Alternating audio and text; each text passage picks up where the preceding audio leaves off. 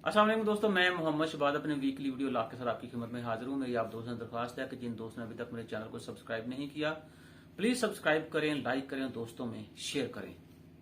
2022 आ गया है। मेरे लिए सवाए एक हिंसे के इजाफे के अलावा और कोई तब्दीली नहीं है। वजह मैं 31 दिसंबर को भी काम कर रहा था, 1 जनवरी को भी काम कर रहा था और आज भी काम कर रहा हूं। हाँ, जो एक तब्दीली आई है पिछले 22 साल जो हमने मेहनत की तब्दीली के लिए, उसके असरात इस साल आपको बहुत ज्यादा मिलेंगे। क्योंकि जो नजूमी हैं, जो गैब का इल्म रखने वाले हैं, जिनको माहिर नजूम कहते हैं, उन्होंने भी ये कहा है कि इस साल कोई ऐसा खास कुछ होने नहीं जा रहा, सिवाय इसके कि मुआशी तौर पे ये साल अवाम के लिए भी उतना ही मुश्किल होगा जितना 2021 था। क्योंकि 2022 जो है ये तसलसल है 2021 की मुआशी पॉलिसियों का, जो पाकिस्तान के अंदर इंप्लीमेंट हुई थी और हो रही है। क्यों? नए साल के साथ ही हुकूमत वक्त ने पेट्रोल की प्राइसेस में 4 रुपए का इजाफा कर दिया और ये वो तब्दीली है जिसकी हम बातें कर रहे थे।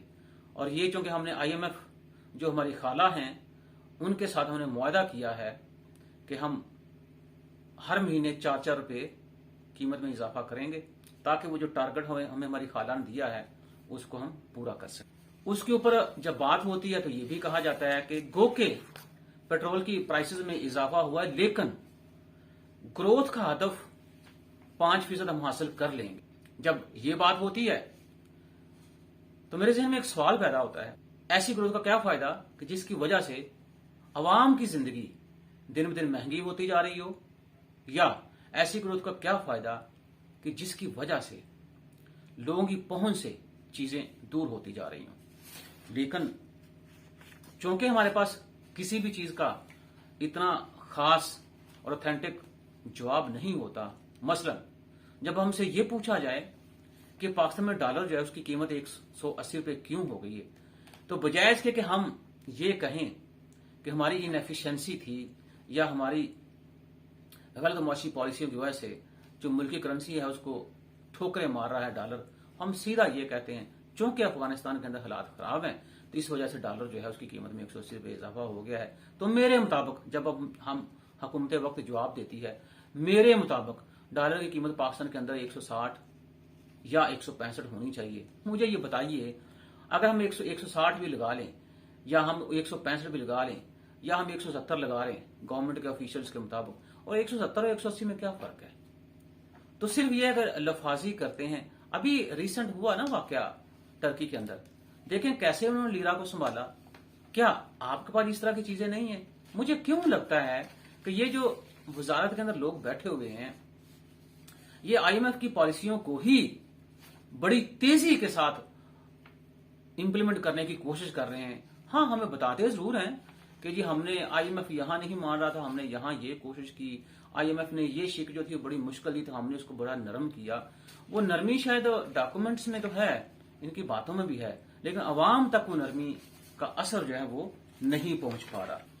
जैसा कि मिनी बजट आपको पता है कि 350 अरब रुपए का बिल जो असल पेश किया गया है वो उसको पास कर लिया। आल दो अपोजिशन जो है वो बेचारी रो रही है या चीख चला रही है या शोर कर रही है, ये बेसिकली इससे एक महंगाई का तूफान आएगा। आइए मैं आपको बताऊं कि हमारे जो हुकामे बाला हैं इस वजारत से मुंसलिक जो वो क्या कहते हैं, वो कहते हैं कि आम आदमी पर 2 अरब रुपए के टैक्स लगने से कोई तूफान नहीं आ जाएगा। अब देखें, अब इनके पास इनके हिसाब से अरबों का टैक्स को मसला ही नहीं है कोई भी।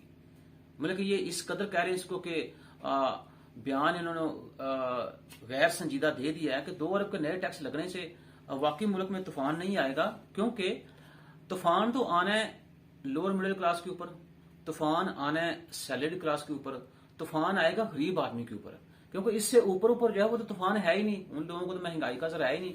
असर जो तीनों क्लासेस मैंने आपको बताई हैं इसके ऊपर पड़ेगा। तो शायद उन्होंने इस जिम्मन में बात की है कि इसकी वजह से तूफान नहीं आएगा, क्योंकि अब आप देखें पिछले चंद हफ्तों में तो अखबारों में ये चीजें पढ़ने को मिलती हैं कि बाप ने अपने 2 बेटों का गला काट के खुदकशी कर ली, वालदा ने अपनी 3 बेटियों को आग लगा दी, साथ उसने भी खुदकशी कर दी जी। फलाना मुआशी वजूहात की बिना पर फलाने घर में झगड़ा हुआ तो मियाँ बीवी ने बच्चों को कत्ल कर दिया और उसके बाद उन्होंने खुदकशी कर ली।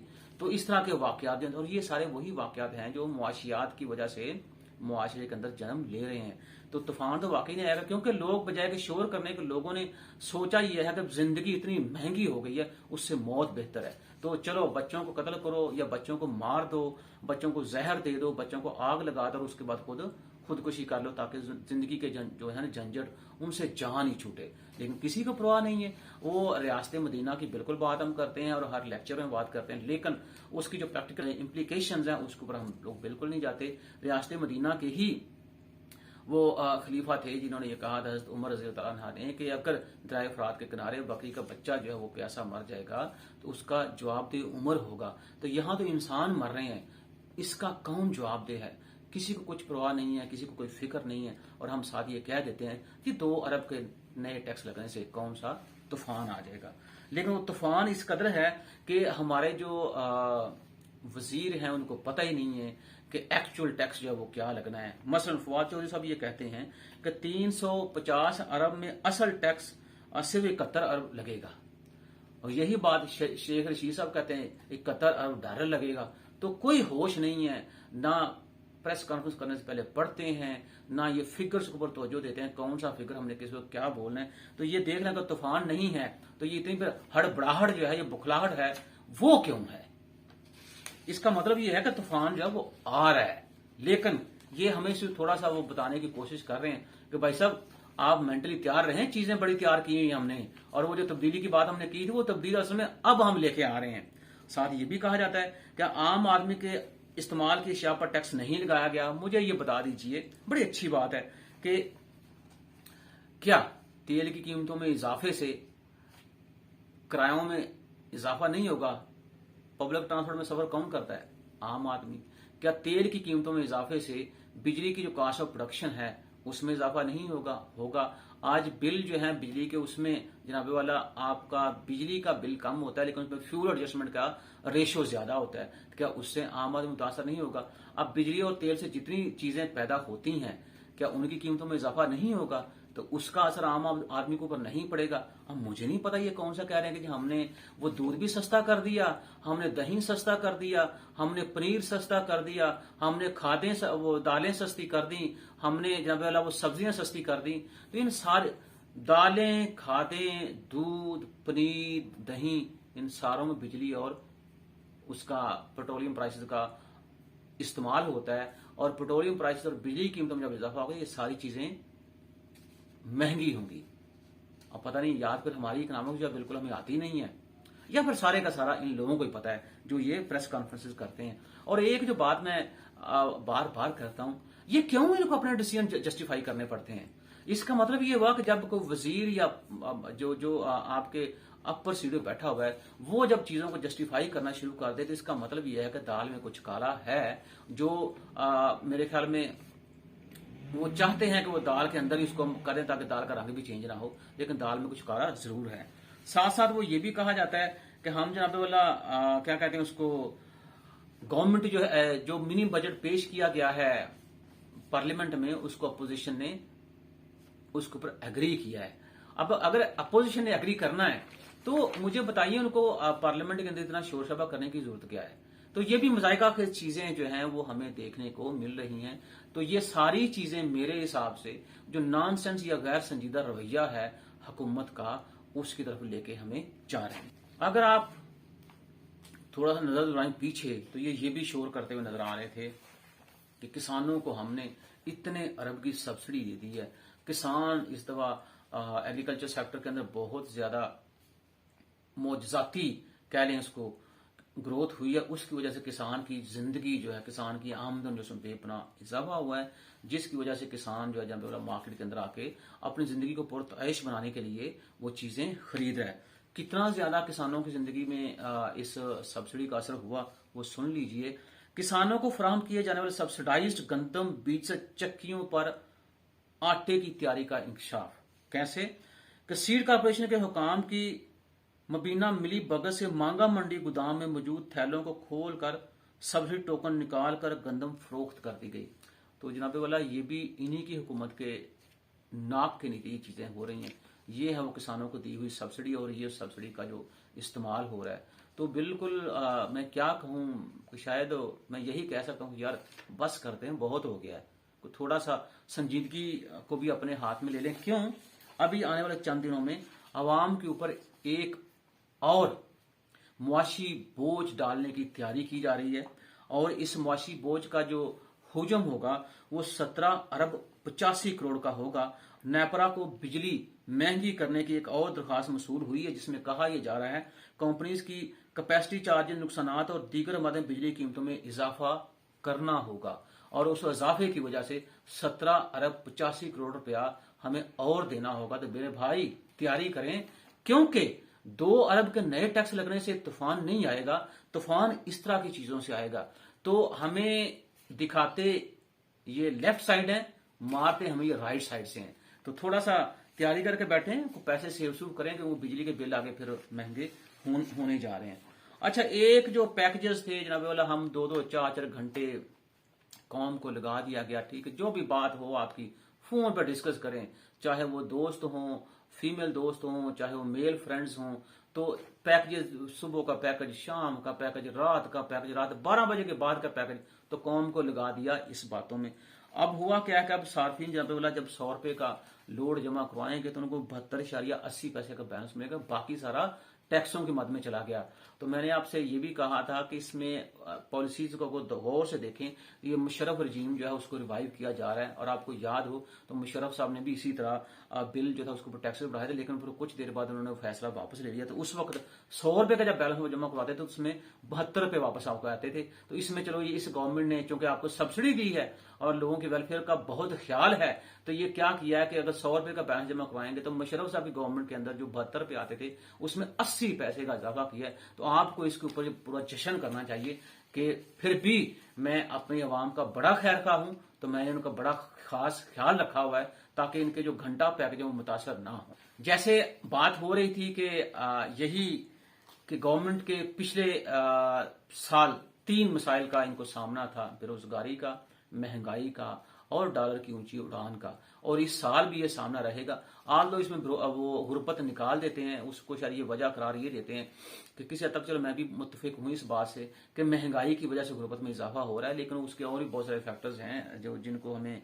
कंसिडर करना चाहिए। लेकिन ये तीनों चैलेंज जो हैं ये स्टिल हैं और अभी रहेंगे।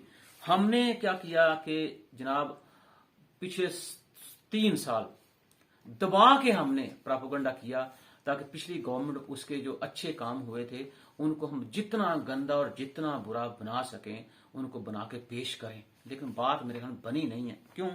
पंजाब असेंबली में जो महकमा ट्रांसपोर्ट की रिपोर्ट है उसके मुताबिक ये कहा जा रहा है कि मेट्रो बस लाहौर का मनसूबा सस्ता तरीन मनसूबा था। उसकी वजह उसकी उस वक्त लागत 29 अरब और 61 करोड़ पे आई थी और उसी वजह से हम इसको, या ये मेट्रो बस लाहौर का मनसूबा जो था उसको सस्ता तरीन कह सकते हैं।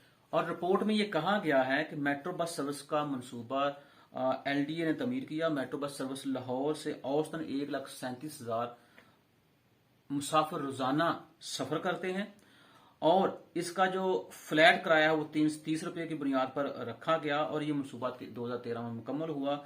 हालांकि माजी में तहरीक इंसाफ के लोग इस मनसूबे के अंदर कहते रहे कि 60 अरब रुपए की जायद लागत आई है। इसको बाद आपको अगर याद होती है जंगला बस भी कहते थे, फिर वही जंगला बस की कॉपी जो है वो पेशावर में भी की गई। वो कितनी ज्यादा चल रही है वो भी आपके सामने है और आपको ये भी पता होगा कि जो पेशावर मेट्रो बस मनसूबा था उसके ऊपर कितना पैसा खर्च हुआ।